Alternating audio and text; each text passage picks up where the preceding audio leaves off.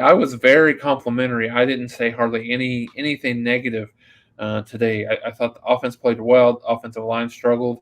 Um, Caleb Williams was outstanding. Wide receivers were outstanding. The pass protection was great. Run blocking was a little bit iffy. Played a lot better on defense.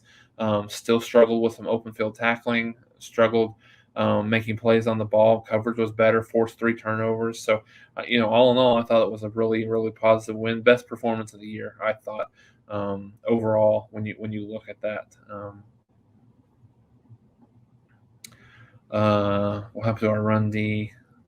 Yeah, I think they talked about it on the broadcast a little bit. There was a little bit of misalignment there, um, that was causing some of the runs down up the middle. But yeah, no, I think you're right. The defensive line certainly hasn't played as well, I think, as we thought that they would or we expected them to coming into the year. So now's when they make their money here. The no championship November is when they got to get it done. They they've got to be better against the run. They've got to get more consistent pressure on the quarterback and get off the field on third down. Danny, Ohio State has not beat Penn State or Michigan State or Michigan waiting. Oh yeah, no, they'll get the opportunity. Absolutely, that schedule gets tougher, specifically starting tonight with Penn State. But I think Penn State's a little bit in shambles right now. Injured quarterback, offensive line struggling. So we'll see what that looks like. And to your point, they still got Michigan State and Michigan, and then a Big Ten championship game, which looks like very likely it might be Minnesota right now, but we'll see, how the rest of the season goes. But yeah, their schedule has been soft kind of towards the middle of the season, but it's getting a little bit stronger here later in the year. Yeah, I think it's time, JB. I think it's time for Sussman to get more playing time. He didn't play a ton. I don't know. He played. I saw him in special teams play a lot, make a lot of great plays, but not a ton at the linebacker position, unless I just missed him. But he did play, but not as much as you would expect. But yeah, I think he needs to continue to get more and more playing time. Ramon, thanks for joining. I hope Georgia, Bama, OU, and Ohio State makes the playoffs. Win-loss record aside, clearly the four best teams. I have to I have to digest that just a bit. I think since where Cincinnati gets trouble is they're kind of a victim of their own schedule, and I think and I don't know if it's them just kind of getting disinterested in the schedule or just playing down to the opponent. But the last 2 games they've not dominated like you would need to if you're a Cincinnati fan. So I think I would tend to agree with you, Ramon. I think right now, just talent wise and how they're playing on the field, I would say if you had me rank, and I'm sure you guys are going to kill me for this, but if I had to rank those, I would say Georgia 1, Alabama 2, Ohio State 3, and Oklahoma 4, just based on how they've played on the field. If you're talking about not wins and loss record, just what 4 are the best, I would say that those in that order right now, for me. Jimmy, I know Sussman's a true freshman, man. I love the way he plays. Absolutely. I think he reminds us of a Rocky Kalmus as a Teddy Lehman type of player.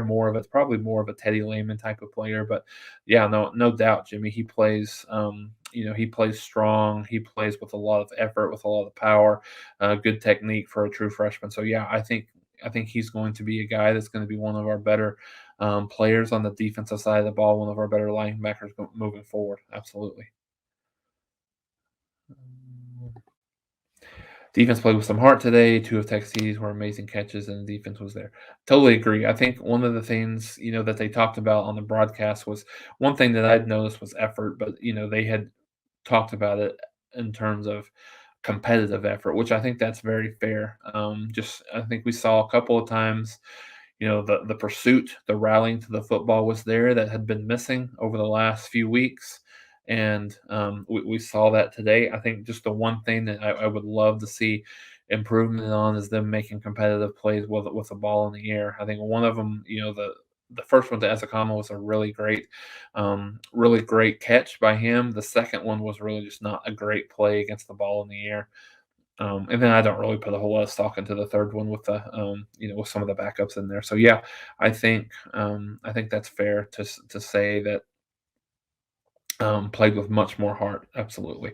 And I think it's hard. I mean, I think some of you guys probably saw this in in the social media this week. Just some of those kids calling each other out, calling coaches out, coaches calling players out.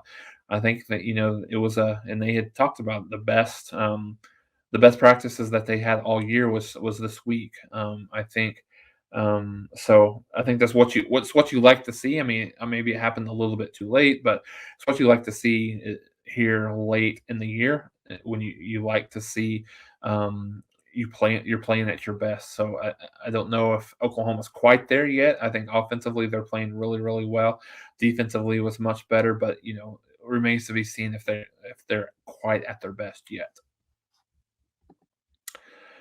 Not much credit. Yeah, I think Drake Stoops is that guy that they talked about this. Lincoln Riley's just talked about the trust that they have for that they have with Drake, and I think he is a guy. Whether you want to, and it's not because he's white, but he does look a lot like a Julian Edelman, a Wes Welker type of player. That makes a lot of money on Sundays, so I would not be surprised at all to see him get to the next level without a doubt. JB, thanks for the comment question here. What do you think of our tackling technique? A lot of times I see players either tackling too high, not using both arms.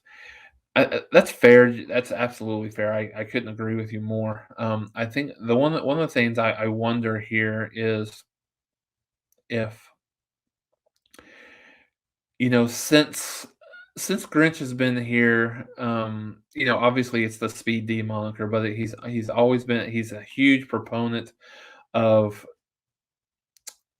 trying to get turnovers, so they strip the ball as much as they can. I wonder if that plays into some of the tackling technique that they've had, just having so much of a focus on getting strips, getting fumbles, getting turnovers, getting your hand in there. Maybe that's philosophy has kind of overridden some of the tackling that we've seen. So yeah, I think you see that from time to time, trying to make the big hit and really not wrapping up the way that they should. Hey, Monty, thanks for joining, brother. Sooner, I appreciate you joining in here. Tackling might not been great, but I thought they looked better. I thought they took better routes to the ball. Yeah, I agree with you. I think like I said a little bit earlier, what you saw a lot in this game is better pursuit and better rallying to the football. So some of those things that we haven't seen, in quite some time, and they did much better. So I'm pleasantly I'm pleasantly surprised and excited about how well this defense plays, but got to get healthy and got to keep doing it. The we have to remember the teams that Oklahoma has played, outside in Texas has 4 losses now. But the teams that Oklahoma has played are not the best teams in the country. Tulane has struggled immensely. Nebraska has struggled immensely. Um, Texas Tech was 5-3 coming into this game, um, but Kansas State has won a couple of games, but not the top teams in the conference or obviously not the country. But um, so let's see what happens when the schedule gets tougher, when your backs are against the wall a little bit more, and knowing that you have to, it's so late in the season, you have to win these games. There's not a whole lot of time to rebound. So I think the next 2 weeks will be good. Isaiah Thomas, clearly, I think he was the best player on the field for the defense today. Was everywhere. I think he's having, we've talked about Perrion Winfrey. We've talked about Nick Benito. A couple of those kids get lost from time to time.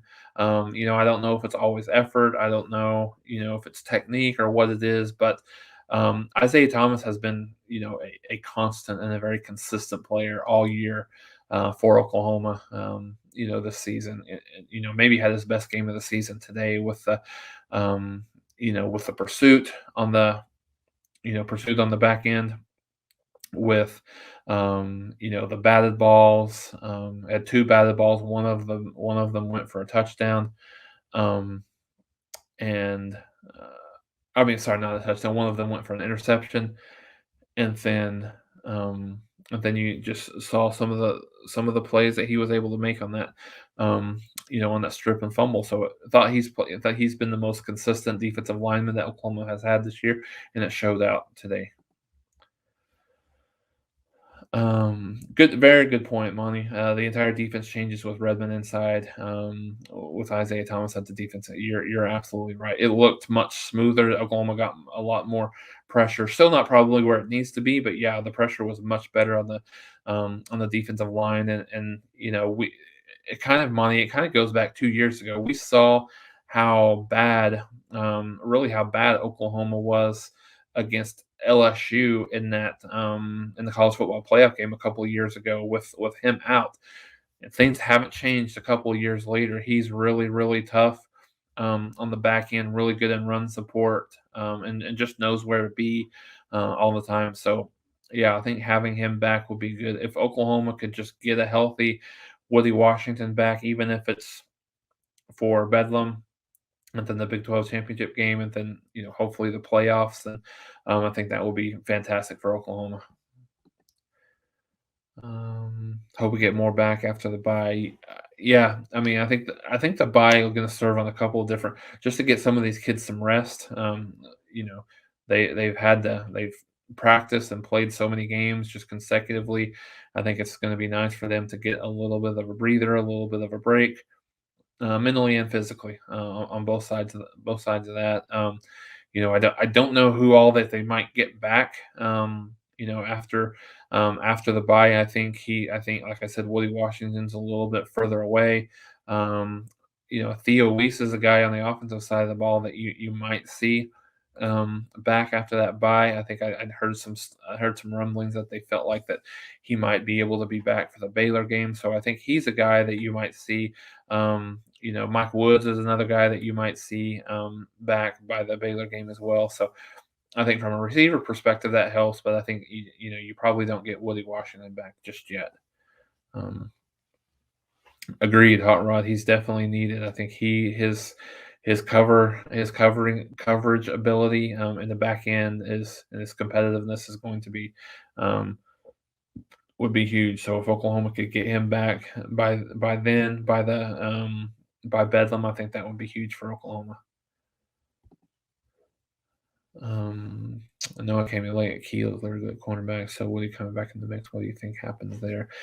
I think Monty the reason Grinch moved Key to cornerback is I think it's just an effort to get his best players on the field. He wants to get his best 11 out there on the field. I think it depends on how. I think it depends on how Woody looks. If he gets back and he's in the mix, I think you go with him because he's one of your best two corners on the team, maybe your best cover corner on the team overall. So I think you probably put him back there, but if he looks like he's not 100% or if he's not ready, then I think you're solid with Key. I think he struggled.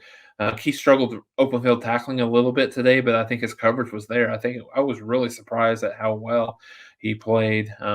He played just in coverage, given the fact that he's never played. I mean, at least at the college level, he'd never played corner. Always played safety, maybe a little bit more nickel in Tennessee. But I think you got Woody there, but then I think I think you'll see what that looks like just to see how effective he is.